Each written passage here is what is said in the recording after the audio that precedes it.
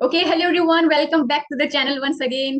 तो new video आपके सामने फिर से आ चुकी है टॉपर सीरीज की, जहां पे आज हमारे साथ है कॉमर्स स्ट्रीम की दिशा सचिन जय सिंघानी, जिसने अपना 12th बोर्ड एग्जामिनेशन 93.17 परसेंटेज लाकर पार किया है। So first of all, Hartley congratulation and welcome to the channel Disha. And thank you ma'am. तो सबसे पहला सवाल तो ऑफ कोर्स यही है कि तुम्हारा अभी इतना परसेंटेज आया है, तो क्या आपने ये परसेंटेज एक्सपेक्टेशन में, मतलब इतना एक्सपेक्ट किए थे, या सेटिस्फाइड हो इसमें? क्या आप क्या बोलना चाहते सेटिस्फाइड तो हूँ लेकिन थोड़े ज्यादा एक्सपेक्ट किए थे, लेकिन इसमें भी मैं सेटिस्फाइड हूँ। हो? ओके। ओके, तो तुमने कितना एक्सपेक्ट किए थे? 95 किए थे। अच्छा, 95 का एक्सपेक्टेशन था, बट ठीक है, लगभग हम जैसे बोलते हैं ना कि अ, चांद की ख्वाहिश करोगे तो सितारे तो हाथ में आ ही जाएगा। तो 95 एक्सपेक्ट किए हाँ तो 93 बुरा थोड़ी है यार। मतलब कितने बच्चे, तो सोचो ना, हाँ कितना बहुत बड़ी बात है। तो आपको पहले तो यही है कि पहले एक गोल बनाना है कि मुझे कितना परसेंटेज लाना है, और फिर उसके हिसाब से आपका क्या हो जाता है, जर्नी आगे बढ़ती है। Okay, great. ये सो नेक्स्ट सवाल ऑफ कोर्स आपसे ये है कि एक साल हमारे हाथों में होता है बोर्ड प्रिपरेशन करने के लिए, 12th एग्जाम का। हर बच्चे के हाथ में एक ही है, 12 मंथ्स। तो आपने अपनी हाँ। प्रिपरेशन कौन से मंथ से स्टार्ट किया था? मैंने ऑनेस्टली ना अपनी प्रिपरेशन दिसंबर से चालू की थी। अच्छा, लेकिन सारे सबको सब्जेक्ट? एक्चुअली स्टार्टिंग सारे सब्जेक्ट्स की दिसंबर से चालू की थी एक्चुअली, तो सबको स्टार्टिंग से करनी चाहिए। हाँ हाँ। लेकिन मैंने थोड़ी लेट चालू की थी, इतना सीरियसली लिया नहीं था का एक्चुअली। रीजन क्या था? तो तुम जून जुलाई पूरा सितंबर क्या कर रहे थे? बाकी ऐसे ही चला गया है फ्लो फ्लो में, मतलब वैसे पूरा ऐसे न्यू ये नहीं किया था, एग्जाम्स के पहले होता था। लेकिन हम्म। अगर आप प्रॉपर पूछोगे कि 12th है, बोर्ड है, वैसी प्रिपरेशन दिसंबर से चालू की थी। ओके। ओके, तो जैसे फिर बोर्ड अपना जो एग्जाम्स कॉलेज, होते थे।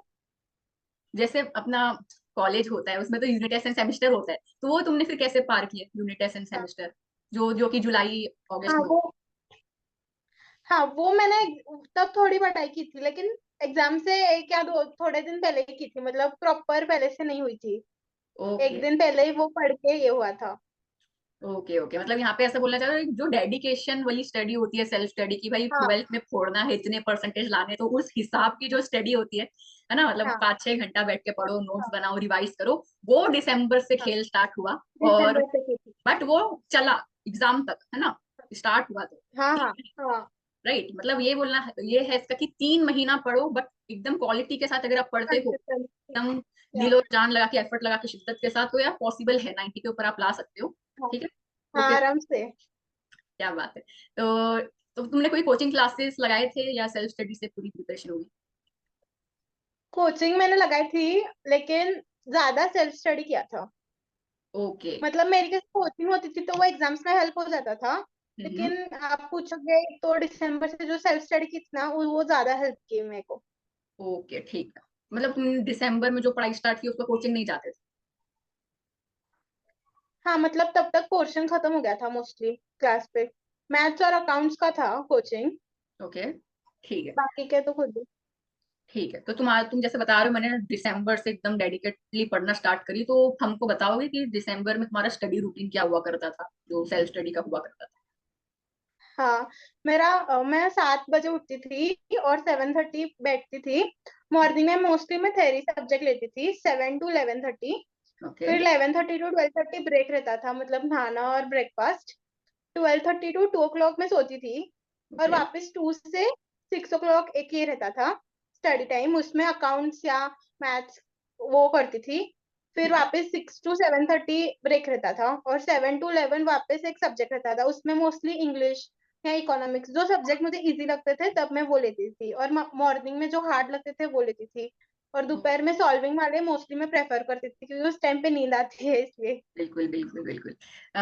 एंड अभी जैसे आपने देखे होंगे कि हमने जो टॉपर नंबर 1 का इंटरव्यू लिए थे, सारंग, उसने भी सेम चीज बताया था कि स्टार्टिंग में मैं दिन के स्टार्टिंग में हार्ड सब्जेक्ट पढ़ता था, और दिन के एंडिंग में लैंग्वेज स्पेशली, जो मुझे इजी लगता था, क्योंकि एंडिंग हाँ एंडिंग हो जाते दिन का, तो हम थके हुए होते हैं, और उस वक्त हम हमारे हाँ इजी सब्जेक्ट को पढ़ेंगे या फेवरेट सब्जेक्ट को पढ़ेंगे, तो वो क्या होता है, साइड बाय साइड कंप्लीट होते जाते हैं। ये आप एकदम हाँ बोलते हैं ना, थके हुए हो, और उसी में अपना हार्ड सब्जेक्ट, कॉम्प्लिकेटेड जो आपको सब्जेक्ट नहीं पसंद है, वो पढ़ोगे तो फिर नहीं होगा, 5 मिनट भी नहीं हाँ पढ़ पाओगे। तो एकदम अच्छा है, मुझे लगता है ये जो स्ट्रेटेजी है बहुत बच्चे फॉलो करते हैं, कि दिन की शुरुआत में आप वो सब्जेक्ट उठाओ जो आपको टफ लगता है या हार्ड लगता है, देन आप दोपहर वाले में वो उठाओ जिसमें सॉल्विंग ज्यादा है, ताकि आपका माइंड स्लीपी है तो एक्टिव हो जाए, एंड एंडिंग अपने Yes. फेवरेट सब्जेक्ट या लैंग्वेज के साथ करो। तो सही हाँ है यार, इससे क्या होता है सारे सब्जेक्ट कवर होते हैं, राइट। हाँ। और बिल्कुल। इंग्लिश तो मोस्टली मैं आपका देख के करती थी, तो मुझे बहुत यूजफुल होता था। आपके वीडियो से जितने एनर्जेटिक होते हैं और समझ में भी जल्दी जल्दी से आ जाता है। ग्रामर तो सॉल्व करने में बहुत मजा आता था आपके साथ। क्या बात है, thank you so much. And तो फिर आप मेरे जो लेक्चर्स थे वो रिकॉर्डेड देखना पसंद करते थे या लाइव ज्वाइन करते थे आप? मतलब जब जब लाइव होता था तब करती थी, और वैसे जब नहीं होता था तो रिकॉर्डेड। मतलब डेली इंग्लिश या एक और रहता ही था, अल्टरनेट डेज रहता था एक्चुअली। तो बिल्कुल। जब रहता था मैं देखती थी recorded. Okay okay great. So ये तो आपने जो बताया वो रूटीन, क्या ये मतलब सेम रूटीन आप पूरा 3 महीना फॉलो कर पाए थे, या बीच में कोई ऐसे दिन आते होंगे कि कभी छूट गया, या कोई दिन पढ़े ही नहीं पूरा दिन ब्लैंक है? ऐसा हो? दोपहर तक तो हो ही जाता था, लेकिन ये जो रात का रहता था वो कभी कभी डिस्टर्ब हो जाता था, लेकिन दोपहर तक तो कर ही लेती थी मैं। कभी कभी मॉर्निंग में लेट उठना होता था तो थोड़ा एनर्जी लो हो जाती थी, हाँ। लेकिन फिर आगे एक बार चालू किया तो फ्लो में हो जाता था। ऐसा ओके। था कि अभी करना ही है, अभी तो आ गए एग्जाम्स। पूरा साल ये किया था, अभी करना ही ऐसा था। ओके ओके ग्रेट ग्रेट, सही है। वही है कि आपका ऐसा नहीं है कि बाई चांस आपका 1-2 घंटा जो टारगेट रखे थे वो पूरा नहीं हो पाया, इसका मतलब पूरा दिन ही बर्बाद कर देना है। जब भी स्टार्ट करें, नहीं। स्टार्ट हाँ करो तो पूरा दिन उसका यूज करो, क्या बात है, सही। हाँ तो जैसे आपको पता है कि टोटल 6 सब्जेक्ट्स रहे अपने 12th में, एंड बोर्ड की तरफ से तो वैसे टेक्स्ट बुक दी गई है। तो वो टेक्स्ट बुक के हाँ। साथ आपने और कौन सी बुक्स रिफर करे? मैंने सिर्फ टेक्स्ट बुक ही रेफर की। हम्म। इको और उसी में तो पूरा टेक्स्ट बुक ही, और इंग्लिश में डाइजेस्ट सिर्फ एप्रिसिएशन के लिए यूज की थी मैंने। ओके। बाकी तो किसी भी सब्जेक्ट के लिए कुछ भी दूसरा रेफर नहीं किया था, क्योंकि हमारा जो महाराष्ट्र बोर्ड का ये है ना, वो टेक्स्ट बुक से क्वेश्चन डालता है। अभी इको के एग्जाम में तो पूरा इको के लेसन के बीच के क्वेश्चन आए थे, पीछे का तो एक भी नहीं था। मतलब मैं तो ये कह दूंगी कि स्टार्टिंग से रीड करते आओ। मैंने हम्म। इको का एक ये किया था कि मैं स्टार्टिंग से रीड करती आई थी। मतलब मैं लर्निंग नहीं करती थी, लेकिन एटलीस्ट मैं रीड करती आती थी, तो वो मुझे बहुत हेल्प हुआ। और ओके। एग्जाम में इतना रीड कर करके ये हुआ था कि ऐसे सोचने का टाइम भी नहीं रहता है ना, तो ऐसे हाँ बिल्कुल। क्वेश्चन पढ़ा और आंसर याद आ रहा था। क्या? रीडिंग का बहुत यूज हुआ उसमें, और ओसी का भी बहुत बीच में से क्वेश्चन आए थे। तो मैं बोलूंगी कि बिल्कुल भी दूसरे इस पे मत जाओ, टेक्स्ट बुक ही पढ़ते रहो, बहुत हेल्प होता है। नहीं। इनफैक्ट जब पढ़ने का मन ना हो तो टेक्स्ट बुक खोल के बैठ जाओ, बहुत यूज होता है वो पढ़ने का। एकदम सही बात है कि जो भी क्वेश्चंस आपके आएंगे 12 बोर्ड एग्जामिनेशन में, वो सारे टेक्स्ट बुक के ही होंगे। और इसका मतलब ये नहीं कि टेक्स्ट बुक के जो बैक एंड में एक्सरसाइज होती है उसमें से आते नहीं। 90% ऑफ द जो क्वेश्चंस होते हैं वो बीच बीच में से उठाए जाते हैं। तो सिंपल सा है, अपने वो टेक्स्ट बुक क्या बोलना चाहते हैं, क्या कॉन्सेप्ट समझाना चाहते हैं, उसको समझो, रीडिंग करो, अंडरस्टैंड करो। और फिर उसके बेस में जैसा हाँ भी क्वेश्चन आप आएगा आप लिख लो, अपने ओन से लिखो। ओन आंसर में टीचर ज्यादा मार्क्स देता है। आप डाइजेस्ट उठाते हो तो आपको चीजें आप याद करने लग जाते हो कि ये क्वेश्चन, क्योंकि डाइजेस्ट में आप हमेशा नोटिस करोगे क्वेश्चन होता है उसका आंसर, क्वेश्चन आंसर। तो फिर आपकी चीजें हम याद करते समझते नहीं। ठीक है। तो यस, अपना टेक्स्ट बुक ही फिर मेन सोर्स होना चाहिए, पहले उसको पूरा 100% कंप्लीट कर लो, राइट। ग्रेट। ठीक है। एंड जैसे आपको पता है कि टेक्स्ट बुक के अलावा वैसे तो बहुत सारी जैसे डाइजेस्ट होती है, 21 की होती है, बहुत सी चीजें अभी आ गई है मार्केट में। तो बच्चे टेक्स्ट बुक पढ़ते नहीं है, डायरेक्ट पहले डाइजेस्ट पढ़ने लगते हैं, या हाँ, ये चैप्टर गलती हो का जाती है भी नहीं पता है, बच्चों से। टेक्स्ट बुक की एक्सरसाइज के क्वेश्चन उठाएंगे, उसके आंसर डाइजेस्ट से निकालेंगे, उसको याद करने लगे, राइट। तो वो चीज नहीं करनी हाँ है। अच्छा, तो ये तो अपनी बात हो गई रेफरेंस बुक की जो रीडिंग के लिए इंपॉर्टेंट। अब यूट्यूब हाँ बहुत बड़ा प्लेटफॉर्म है, बन चुका है, एजुकेशन के लिए भी बहुत आगे आ रहा है। तो आपको पता है कि यार इतने सारे यूट्यूब एजुकेटर्स हर सब्जेक्ट के अवेलेबल है अपने यूट्यूब में, एक से एक एजुकेटर जो पढ़ा रहे हाँ। हैं। एक एक चैप्टर, एक एक कॉन्सेप्ट पढ़ा रहे हैं, सैंपल पेपर मैराथन लेते हैं एग्जाम के पहले हर सब्जेक्ट के, एसपी अकाउंट्स हो गया, मैं इंग्लिश के लिए लेती थी। तो वैसे ही मुझे आप बताओ कि आपने यूट्यूब का फायदा उठाए, कितना आपको यूट्यूब ने हेल्प किया आपकी प्रिपरेशन जर्नी में? मुझे लगता है 80% मुझे यूट्यूब ने ही हेल्प किया है इतने परसेंट लाने में। क्या बात है। एक तो इंग्लिश में तो मुझे बिल्कुल भी एक्सपेक्टेड नहीं था कि 90 मार्क्स आएंगे, क्योंकि मेरा तो प्रिपरेशन ही नहीं हुआ था। मैंने तो दिसंबर से चालू किया और पूरा आपका ही देख के मैंने पूरा सिलेबस कवर किया, ग्रामर, क्या राइटिंग बात। स्किल्स, पूरा आप ही से मुझे कॉन्फिडेंस आया। और पेपर के एक दिन पहले मुझे इतना था कि मेरा पेपर सबसे अलग होने वाला है, क्योंकि आपके टिप्स इतने अच्छे रहते हैं। मैं बोलना चाहूंगी जो भी ये देख रहे हैं कि कोचिंग क्लास तो लगाओ ही मत इंग्लिश के लिए, तो मैम के ही वीडियोस देखो, वो बेस्ट होते हैं। थैंक यू सो उसके मच। बाद मैथ्स का जो मुझे नहीं समझता था, जितने कॉन्सेप्ट क्लास पे समझे थे ठीक है, लेकिन मुझे इतना नहीं समझा था। जो नहीं समझा था पूरा मैंने यूट्यूब से ही देखा। और अकाउंट्स के भी ऐसे बहुत सारे कॉन्सेप्ट्स थे जो नहीं समझे थे, क्योंकि मैं कॉलेज जाती नहीं थी रेगुलर, मैं सिर्फ एग्जाम्स पे जाती थी। और ओके। कोचिंग क्लास में मुझे समझा था लेकिन 100% नहीं। तो मुझे यूट्यूब ने ही बहुत हेल्प किया, जो जो कंसेप्ट मुझे नहीं समझे वो डिटेल में। ट्वेल्थ में कैसे कंसेप्ट क्लैरिटी बहुत इंपॉर्टेंट है, मतलब हमारे इसमें कहीं से भी ऑब्जेक्टिव आ जाएंगे, कहीं से भी क्वेश्चन, अगर कंसेप्ट क्लियर हुआ तो हम कौन सा भी क्वेश्चन क्रैक कर लेंगे। अगर हम बाहर के बुक्स रेफर करके वो पढ़ रहे हैं तो उतना इनफ नहीं है, अगर 90+ लाने हैं तो कंसेप्ट क्लैरिटी बहुत जरूरी है ट्वेल्थ में। बिल्कुल मतलब जो इको में तो फर्स्ट टू सिक्स लेसन पूरा कंसेप्ट क्लैरिटी पे ही है, एक दूसरे पे डिपेंड, दूसरा इस पे। बिल्कुल तो बिल्कुल। कंसेप्ट क्लैरिटी मैं बोलूंगी कि बहुत इंपॉर्टेंट है ट्वेल्थ में, हम्म। लर्न करने से भी ज्यादा क्लैरिटी रहनी चाहिए। यस, एक सब्जेक्ट नहीं, सारे सब्जेक्ट्स में, जैसे इंग्लिश ही उठा लो, उसमें हाँ नॉवेल के आप कितने आंसर याद कर लोगे? हाँ एक राइट, नॉवेल तो बहुत। चार आंसर, पांच हाँ, आंसर डाइजेस्ट से उठा के रटोगे, और वो क्वेश्चन जरूरी नहीं है जो आपने याद किया वही एग्जाम में आएगा, कुछ और क्वेश्चन आ गया फिर क्या करो? तो नॉवेल में तो कहीं से भी डाले थे। हाँ नॉवेल की स्टोरी को समझो, कॉन्सेप्ट क्लियर करो। कॉन्सेप्ट क्लियर करना मतलब क्या होता है कि वहां पे जो चीज लिखी गई है उसको समझो, आप लॉजिकल वे में हाँ वो राइट। चीज क्या बोल रहा है वो अंडरस्टैंड करो, वो इम्पोर्टेंट है। ठीक है। सो ग्रेट को यूट्यूब ने बहुत हेल्प किया। अभी एग्जाम के पहले जो बड़े बड़े मैराथन होते हैं 4-5 घंटे के, जो एजुकेटर्स कराते हैं, तो वो तुमने देखे या क्या उसका रहा? मैराथन आपने रिफर किए थे कोई सब्जेक्ट का? हाँ मैंने आपका इंग्लिश का, ग्रामर का और राइटिंग स्किल का मैराथन ही किया था, वो बहुत हेल्प किया मुझे। मतलब ओके। पूरा ईयर का सिलेबस आपने 2 या 3 घंटे में इसका ले लिया, ग्रामर राइटिंग स्किल पूरा ही लिया था। लेकिन हाँ। मैंने तो आपके लेसन तो ऑलरेडी देखे थे तो उसकी मुझे नीड नहीं पड़ी, तो क्लियर हो गए थे मुझे। और ग्रामर और इसका तो मुझे बहुत हेल्प किया एग्जाम से पहले। ओके, तो और जो मैं नॉवेल का भी। 21 तारीख को एग्जाम था, एंड आई थिंक मैं 19 2 दिन पहले मैराथन ली थी, तो वो तुमने देखे हाँ थे? Okay great. हाँ देखिए। ओके, क्या बात है।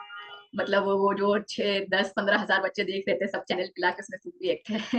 ओके, और बाकी हाँ हाँ। सारे सब्जेक्ट्स का रिवीजन तुमने कैसे नहीं की? बाकी का तो इको और उसी का तो कैसे रीडिंग ही था ना लेसन। हाँ, हो गया और मतलब रट लेते अकाउंट्स का तो, अकाउंट्स का मैं एक सम सॉल्व करती थी, हो। एक ओके। लेसन से एक या दो सम जिसमें सब एग्जांपल्स कवर होते हैं। बाकी के बस मैं रीड करती जाती थी, मतलब मार्क करती थी ये कौन से अकाउंट में जाएगा, वो कौन से अकाउंट, सब सॉल्व नहीं कर रही थी क्योंकि इतना टाइम नहीं होता। बिल्कुल। तो हर एक इसका मैं वैसे ही कर रही थी। और मैथ्स का तो जो इम्पोर्टेंट मैंने क्या किया था, जब से मैंने स्टडी चालू की थी ना मैथ्स की, तो हम्म। हर एक सम जो मुझे इजी जाता है और जो मुझे हार्ड जाता है उस पर मैंने मार्क करके रखा था कि ये सम डिफिकल्ट है। और मैंने वो सम्स मार्क करके रखे थे, एग्जाम से पहले मैं सिर्फ वही करके गई थी। क्या बात और है। ऑब्जेक्टिव के लिए तो वो कंसेप्ट का ही उसमें हेल्प आता है ऑब्जेक्टिव के लिए, मतलब अगर सम्स आते हैं तो सम्स ही ऑब्जेक्टिव में आते हैं, तो मोस्टली सम्स पे ही फोकस करो जो टेक्स्ट बुक में दिए है। बिल्कुल सही है। तो इससे क्या होता है, आपकी स्टडी बूस्ट होती है कि जो एरिया आपका वीक है, टफ जा रहा है, तो उसको आपको पता है, आप अकाउंटेबल हो कि मुझे इसमें एफर्ट लगाना है। बाकी सारी चीज तो हमारी इजी जा रही है, पढ़ के होगी एक बार में, समझ गया। तो ये सब चीज भी आप साथ में लेके चलो, क्योंकि at the end of board exam जब नजदीक आता है ना, तो 3-4 दिन में हम बहुत ज्यादा पैनिक में रहते हैं कि कैसे होगा क्या होगा। तो एक हमारे पास क्लैरिटी होती है कि हाँ भाई ये सब तो आता है, ये सब में फोकस करना है इस मोमेंट में। ठीक है, तो ये सारी हाँ चीज लेके चलो, रिवीजन तो बहुत इंपॉर्टेंट होता है, ये चीज याद रखना है। Okay. Okay, so great. Next question हम दिशा से ये पूछेगी कि कॉमर्स स्ट्रीम में जो इतने सारे सब्जेक्ट है, उसमें से कोई स्पेसिफिक सब्जेक्ट्स की तुम स्ट्रेटेजीज देना चाहोगे, क्योंकि हर सब्जेक्ट का लेवल थोड़ा अलग होता है। बीके में ज्यादा कुछ बच्चों को टफ जाता है, कोई इकोनॉमिक्स इजी लगता है, तो सब्जेक्ट स्पेसिफिक स्ट्रेटेजी बता दो। हाँ। तो मैं मैथ्स का तो ऐसे बोलना चाहूंगी कि एक बार तो पूरा टेक्स्ट बुक सॉल्व ही करो, जैसे ओके। जैसे आपका लेसन होता है रेगुलरली सॉल्व करो। और सॉल्व करने के बाद सेकेंड टाइम जो है आप मार्क कर दो कि कौन से सम्स आपको डिफिकल्ट जाते हैं, क्योंकि एग्जाम से पहले इतना टाइम होता नहीं कवर करने का। एक तो M1 और M2 का एक साथ एग्जाम होता है, तो वो मार्क कर दो हार्ड करके, वो सम सिर्फ सॉल्व करो और जो इजी है वो सिर्फ एक बार देख लो, वो बहुत हेल्प करता है। उसके बाद अकाउंट्स में मैं बोलूंगी कि जो जो सब में सब एग्जांपल्स कवर हो रहे हैं, मतलब सब टाइप के अकाउंट्स कवर हो रहे हैं, वो एक ही सम सॉल्व करो और बाकी के सिर्फ ये कर लो कि क्लासिफाई कर लो कौन सा ये कौन से अकाउंट में जाएगा। हम्म। उसके बाद इंग्लिश का तो रीडिंग ही होगा, मतलब इंग्लिश में पोएम्स का अगर आपने एक बार मीनिंग समझ लिया तो आपको एप्रिसिएशन में कोई भी डिफिकल्टी नहीं होगी, सिर्फ ऑथर का नाम याद करना पड़ेगा। बाकी तो इंग्लिश में आप मैम का देख लोगे तो वो तो सब यही हो जाएगा, हम्म। उसमें कुछ डिफिकल्टी नहीं रहेगी। और इकोनॉमिक्स में तो 100% कंसेप्ट क्लैरिटी चाहिए पहले 6 लेसन की तो, और हाफ ऑफ द पेपर उसी पे डिपेंडेंट होता है। हम्म। डिमांड सप्लाई यूटिलिटी ये आपको क्लियर होंगे तो इकोनॉमिक्स का तो कुछ इश्यू ही नहीं है। उसके बाद ओसी तो पूरा जनरल नॉलेज पे बेस्ड होता है। वो हम्म। उसका तो सिर्फ रीडिंग ही और खुद का नॉलेज भी आपने लिख दिया। उसी में सिर्फ इतना होता है कि आपको ज्यादा लिखना होता है, सिर्फ आप रीड करते आओगे तो आपको अपने आप वो याद रहने लगेगा। एग्जाम के वक्त भी आपको सोचना भी नहीं पड़ेगा। रीड किया हुआ इतना हेल्पफुल होता है कि एक बार में आपको याद आ जाता है और पूरे हर एक पॉइंट याद आता है। मुझे हम्म। तो पूरा टेक्स्ट बुक का वैसे था वैसे लिख के आई, मुझे इतना वो फिट हो गया अच्छा, था पढ़ पढ़ के। क्या बात है। लेकिन मुझे ये लग रहा है कि 5 मार्क्स किधर गए ऑब्जेक्टिव में। एक्चुअली फिलिंग द ब्लैंक्स में मैंने ऑप्शन नहीं लिखे थे, डायरेक्ट मैंने एरो करके आंसर लिख दिया था, तो मुझे अच्छा। लग रहा है उधर मेरे मार्क्स गए होंगे। ओ नहीं, मुझे नहीं लगता उसमें गया होगा, क्योंकि उसमें मार्क्स मिल जाते हैं, ऑब्जेक्टिव का तो टेंशन नहीं है। या फिर लॉन्ग तो आंसर्स में हाँ, मोस्टली आउट ऑफ वहाँ आउट पे नहीं कट किए देते, वहां पे होंगे, यस। करेंगे। बट फिर भी हाँ ओवरऑल हाँ अच्छा ही है अभी। ओके। सो हाँ क्या बात है, मतलब आप इसमें क्या बोलना चाहोगे कि जैसे बच्चे जो हो, तुम अभी स्ट्रेटेजी बता रहे हो, बट जब बात लिखने की आती है, एट द एंड जो एग्जामिनर होता है वो तो उसको नहीं पता कि बच्चा 1 साल से पढ़ा या 3 महीना पढ़ के एग्जाम आंसर लिखा है, तो आंसर प्रेजेंटेशन आपका कैसा हुआ करता है, कोई आंसर आप कैसे अटेम्प्ट करते थे? इको और उसी में ना कौन सा भी आंसर लिखने से पहले ना एक ये होता है कि आप ये वर्ड वेब टाइप बना लो। मतलब कोई भी टॉपिक लिख रहे हो तो उसको लिख के आपके जो सब पॉइंट्स के हेडिंग है वो एरो करके लिख लो, वो बहुत अट्रैक्ट करता है एग्जामिनर को। और पेपर सॉल्विंग बहुत ज्यादा इंपॉर्टेंट है, मैंने पेपर सॉल्विंग पे ज्यादा फोकस किया था एग्जाम से पहले। जब आप पेपर सॉल्व करते हो तो आपको आपकी मिस्टेक समझ में आती है जो कि इम्प्रूव हो जाती है। तो मैं बोलूंगी कि पहले का 1 महीना तो आप स्टडी और पेपर सॉल्विंग पे ही ध्यान देना, वो बहुत हेल्पफुल होता है। मतलब उससे तो हाफ ऑफ द मार्क्स उससे ही बढ़ जाते हैं। एग्जैक्टली, और उसे पता भी चलता है, क्योंकि हमारे पास अनलिमिटेड टाइम तो है नहीं, 3 घंटे में पूरा सारे 80 मार्क्स के आंसर हाँ अटेम्प्ट करने, तो उसकी एक तरीके से प्रैक्टिस भी हो जाती है, हमको पता चलता है कि कितना, कहाँ पे हम ज्यादा टाइम लगा रहे हैं। तो ये सब चीज इंपॉर्टेंट है। Okay, great. सो और पेपर कवर नहीं होता है मोस्टली क्योंकि बहुत लेंदी होते हैं 12th के पेपर्स। इको बोलो सी इंग्लिश तो बिल्कुल कवर होने का ये नहीं होता है। इसलिए पहले से अगर राइटिंग प्रैक्टिस रहती है ना तो वो बहुत हेल्पफुल हो जाता है। उसमें ना स्ट्रैटेजी ऐड करनी है कि हमारा पेपर दूसरों से कैसे अलग होगा। जैसे कि मैम ने हमको बताया कि फ्रेजेस ऐड करो और फिर रिव्यू राइटिंग में मूवी का नाम लिख के यू मस्ट वॉच ऐसे पॉइंट्स ऐड करो, वो बहुत हेल्पफुल अभी होते तक हैं। याद है, क्या बात है। तो क्या है, आपने सिखाया हुआ। चलो अच्छा है, यस, ये सब छोटी छोटी जो चीज होती है ये हमारे आंसर को सबसे अलग बनाती है, पेपर जो होता है ना, क्योंकि माइंडसेट ही आप देखो ना कि एग्जामिनर जो होता है दिन में 200-250 पेपर चेक कर रहे हैं, तो आपको अपना पेपर अलग बनाना है तो कुछ अलग करना ही पड़ेगा। ग्रेट, तो ये चीज हाँ बहुत ये सब इंपॉर्टेंट। मेरे को हेल्प किया, इससे वजह से मेरे मार्क्स ज्यादा है। ये सब ऐड किया था मैंने। इको में तो मैंने वो वर्ड वेब्स बहुत ऐड किए थे और ओसी में तो करनी चाहिए क्योंकि ओसी में हमारे मोस्टली सब पॉइंट्स के हेडिंग रहते हैं ना, हाँ तो वो हाँ। पेपर को अलग बनाता है, तो वो बहुत हेल्पफुल होता है। तो जरूर अपने आंसर्स में सिर्फ चीजों को लिखो मत, पहले शॉर्ट में वो वेब डायग्राम टाइप बना दो, तो एग्जामिनर को पता चल जाता है अच्छा इसने ये सारे पॉइंट कवर किया है, तो पहले से ही एक तसल्ली भी मिल जाती है एग्जामिनर को कि हाँ ये आंसर में सब कुछ है, तो एक अच्छा होता है ये चीज। ग्रेट। ओके, सो बहुत अच्छा लगा, आपने इतनी सारी चीजें शेयर करे। अभी आपका फ्यूचर गोल क्या है, मतलब व्हाट्स नेक्स्ट, क्या प्लान है आपका? और मैं चार्टर्ड अकाउंटेंट बनने वाली हूँ। Wow, great. तो अभी अटेम्प्ट जून वाला या नवंबर वाला किसमें बैठने वाले? नवंबर। नवंबर वाले में, क्या बात है। मतलब आंसर देखो, मैं चार्टर्ड अकाउंटेंट बनने वाली हूँ। मतलब फुल कॉन्फिडेंस है, क्या तो बनने ही वाली हूँ। मतलब बच्चे कितने होते हैं ना, इसकी प्रिपरेशन कर रहा हूँ, सीए की मेरा वो अटेम्प्ट देने वाला हूँ, बट यहाँ पे फुल मैं सीए बनने वाली हूँ। क्या बात है। बिल्कुल बिल्कुल, शुभकामनाएं मेरी और सबकी आपके साथ है कि आप जरूर जैसे 12th एग्जाम में मार्क्स लाए हो, वैसे सीए भी क्रैक कर लो पूरे सारे स्टेजेस एंड एक सक्सेसफुल सीए बन जाओ। ग्रेट। एंड ऑफ कोर्स अभी तो तुम साथ में बीकॉम वगैरह कुछ करने वाले हो? हाँ हाँ, बीकॉम साथ में। ठीक है, ठीक है, great. Okay, so last question हम ये पूछेंगे दिशा से कि आपका एक एडवाइस अगर देनी हो जूनियर्स को, तो आप क्या देना चाहोगे, एक सलाह, कोई भी रैंडम सलाह हो सकती है। मैं इतना ही बोलना चाहूंगी कि 12th का सिलेबस जो है ना बहुत हमारा लिमिटेड ही है। मतलब अगर आप फोकस करोगे तो एक थोड़े से टाइम में पूरा कवर हो जाएगा। जैसे कि मैंने दिसंबर में चालू किया था और हम्म। मैंने जनवरी एंड तक मेरा पूरा हो भी गया था और उसमें मैंने पेपर सॉल्विंग भी किया था कवर करके। तो अच्छा। इतना स्ट्रेस नहीं है 12th स्टैंडर्ड का। अगर हम्म। आप देखोगे कंसेप्ट क्लैरिटी से करोगे तो 12th बहुत ईजी है। हम्म। और उसके साथ हैंड राइटिंग का अगर बोलेंगे तो हैंड राइटिंग ऐसे नहीं जरूरी है कि अच्छी होनी चाहिए, क्योंकि मेरी बिल्कुल अच्छी नहीं थी। लेकिन सिर्फ उसको क्लियरली लिखो। मतलब मैम को पढ़ने हैं, एग्जामिनर को पढ़ने हैं, उतना ही ये है। लाइंस छोड़ो बीच बीच में। मतलब प्रेजेंटेशन ज्यादा मैटर करता है 12th के पेपर्स में।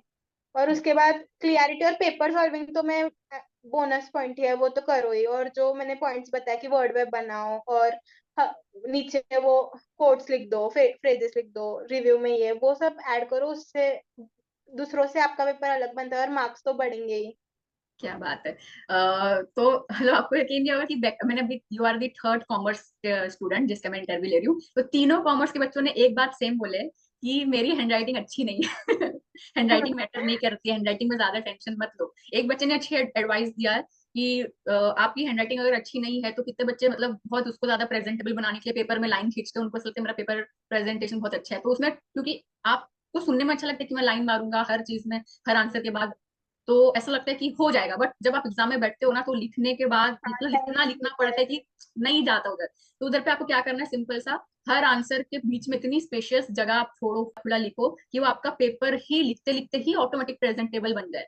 ठीक है, आपको कुछ एक्स्ट्रा ना करना हाँ हो, कि आपको उसमें फिर से कुछ अलग ना करना पड़े, ताकि आप अपने कंटेंट में अच्छे से भरपूर लिखो, इंट्रोडक्शन दो, आंसर का जो कंटेंट है सारे पॉइंट्स कवर करो, आंसर की एंडिंग को अच्छे से कोट्स के साथ करो, एट द एंड कंटेंट आपका मैटर करेगा, और प्रेजेंटेशन में आप अपना खुली खुली चीजें लिख दो, उसमें ज्यादा एफर्ट लगाने की जरूरत नहीं है। ठीक है, ओके ग्रेट। तो बहुत अच्छी आपने चीजें, स्ट्रेटेजीज शेयर की, एडवाइस दिए, बहुत अच्छा लगा। अच्छा लगा दिशा। एंड ये इंटरव्यू अभी बहुत अपकमिंग जूनियर्स को हेल्प करेगा, कितने सालों तक ये इंटरव्यू कितने सारे बच्चे देखेंगे, आपकी बहुत सारी स्ट्रेटेजी को फॉलो करेंगे, अपनाएंगे। कुछ भी आपको डाउट होता है जूनियर्स, तो आप क्या कर सकते हो, कमेंट कर सकते हो, बिल्कुल बिंदास पूछो। ठीक है, एंड याद रखना यार, ये प्रिपरेशन जर्नी जो होती है, ये इसको एक सही ट्रैक में लेके जाना बहुत इंपॉर्टेंट होता है। सिर्फ बुक ओपन करके बस आप रीड, मतलब एक होता है ना रटना, प्लीज वो चीज मत करो। ठीक है, लॉन्ग टर्म के लिए हिसाब से अगर आपको पढ़ना है तो कॉन्सेप्ट को एक रियलिटी पे फोकस करो, पेपर सॉल्विंग करो, बहुत आपके आसानी से जर्नी खत्म हो जाएगी। कब आपका 95 आएगा आपको भी पता नहीं चले। ठीक है, सो यस, इसी नोट पे हम आज का ये सेशन यहीं पे एंड करते हैं, एंड मिलेंगे अभी हम नेक्स्ट इंटरव्यू सेशन में, जहाँ पे आपको बाकी सारे स्ट्रीम यानी साइंस, कॉमर्स एंड आर्ट्स तीनों स्ट्रीम के स्टूडेंट्स के इंटरव्यू दिखने वाले हैं। यहाँ पे ऐसे ही ढेरों सारी स्ट्रेटेजी, एडवाइजेस, टिप्स, स्टडी, सब कुछ मिलने वाला, स्टडी रूटीन टॉपर्स का जिन्होंने भाई 90+ लाए हैं। तो यस, जरूर वेट कीजिए एंड देखिए, अपने आसपास मेरे साथ शेयर करिए। Thank you so much Disha, bye bye everyone, take care, bye.